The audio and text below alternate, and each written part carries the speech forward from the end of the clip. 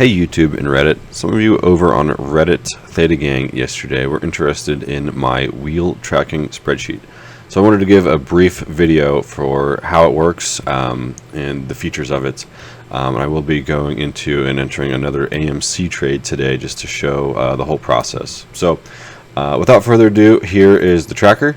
I added enough columns to make it worthwhile. I like data, so it probably edges on the side of too much data as opposed to too little. But that's where we are.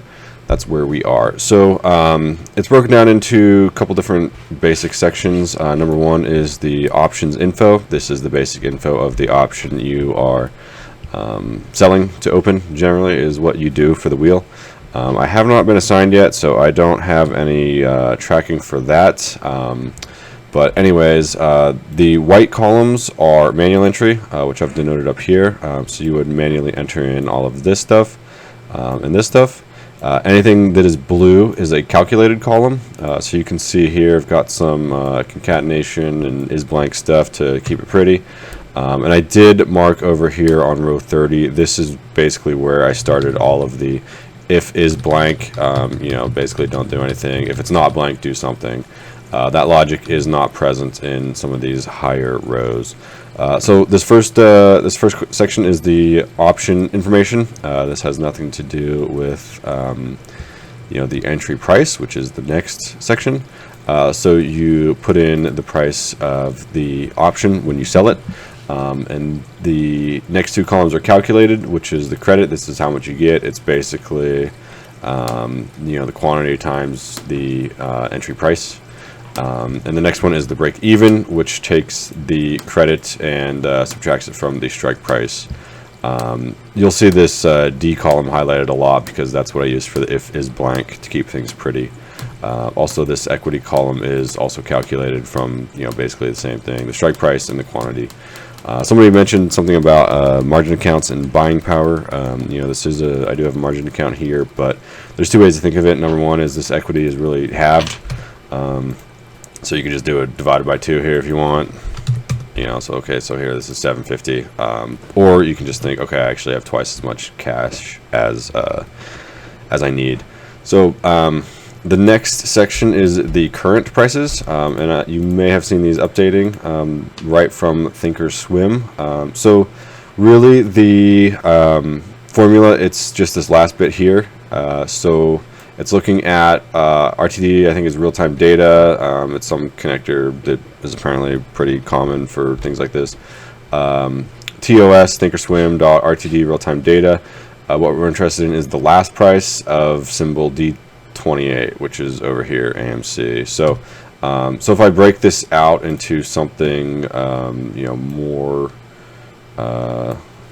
visible, we'll call it. We'll just put it up here for testing purposes. So we'll say equals RTD TOS.RTD.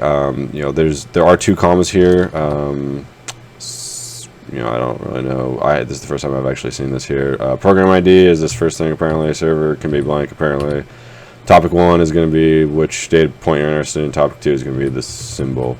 So, if we're interested in the last price of, let's say, GameStop, we can do GME, and it takes a second here to pop up, and here we have it. So it looks like it updates once a second. You can change this to basically any symbol that is recognized by ThinkOrSwim. So I just put in there ES, which is of course the E-mini S&P 500. You can do CL, crude oil, and this pops up here. And you can also do these option tickers.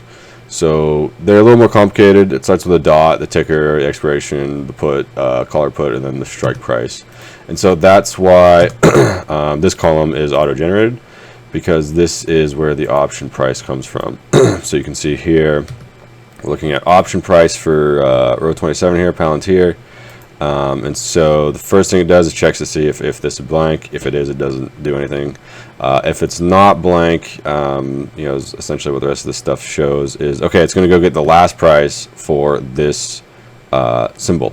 So this would be Palantir.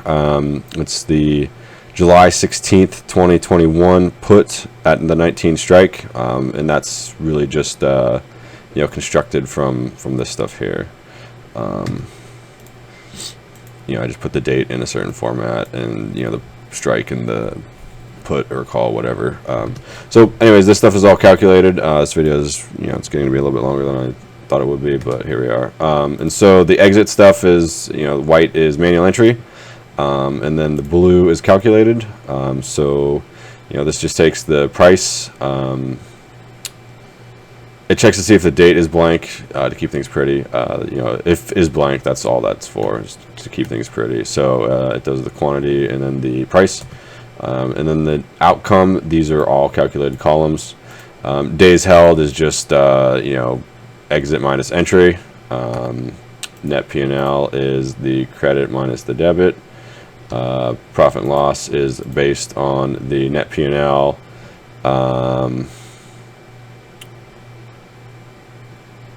Looks like it's, what am I doing here? This made sense to me when I did it. We'll skip that for now. I'm recovering from sickness, so my brain isn't at 100%. And then this annualized, I don't remember how I came up with this formula, but it seems to work. So I did have a 11,000% annualized return on this AMC trade I did yesterday. So I did actually have to put in the full entry and exit because it was the same day. Days held would need to be, it would show up as 0 otherwise, and then this annualized has a divide by 0. So I just put in the full thing to make it pretty. So anyways, let's do a live trade so that you can see how this works. So I already have a position in this AMC. At this point, this delta negative 0.8. I'm going to call it free money. It's probably going to give me a sign, but fuck it. So here we go. We're going to sell this. We're going to sell one of these guys. The delta is negative 0.08. That's basically the only thing you have to remember, because that can change between when you submit and enter it. So I'm going to confirm this. Send. Alright, we're filled. So let's see. That's that same put at 0.63 was the price. So let's go ahead and enter this stuff in. So today is 527. AMC put, sell to open. The strike price was same as my other one here, 12. Expiration is the same, 6/18/2021. So that's 22 days to expiration. The delta was negative 0.08. One quantity. I probably should have done more, but I don't want to wrap my whole account up in AMC because who knows what's going to happen there. The option price was, where's ThinkOrSwim? 0.64. And so you can see that this stuff all filled out here, and that's essentially how you mark the entry. Next up would be the exit. So let's say I close this Palantir out right now. Let's go see what it would be. Where the hell's my Palantir at? Here it is. So the mark is 0.56. I'm going to leave it open because I'm not ready to close that out. But if we did close it out, we would say we close it today, 5/26/2021. Wow, 27. Okay. And then we about to close, and the price, what did I say? 0.56. Whatever, doesn't really matter.